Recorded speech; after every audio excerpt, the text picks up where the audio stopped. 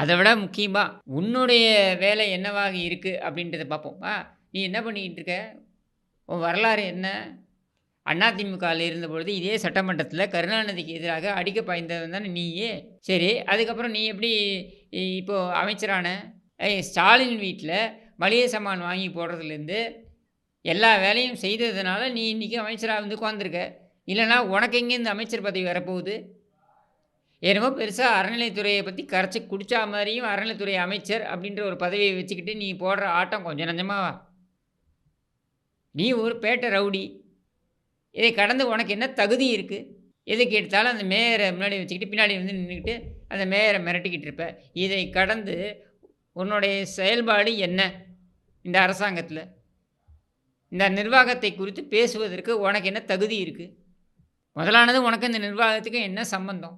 உன்னுடைய ஆகச்சிறந்த தகுதி என்ன? ஸ்டாலின் வீட்ல மளிகை சாமான் வாங்கி போட்ட. இதை தவிர்த்து உனக்கு என்ன தகுதி இருந்திருக்கு?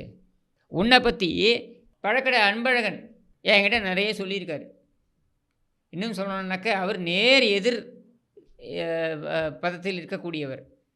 பாவம் மறைந்த பழக்கடை அன்பழகன். எனக்கு செத்தவங்களலாம் சாட்சிக்கு இழுக்க பிடிக்காது. அது உன்னுடைய கருணாநிதி, உன்னுடைய இப்பொழுதைய தலைவன் கருணாநிதி. நீ எந்த கருணாநிதிய அடிக்க பாய்ஞ்சியோ, அந்த கருணாநிதியோட வேலை தான் செத்தவங்களலாம் சாட்சிக்கு இழுக்கிறது.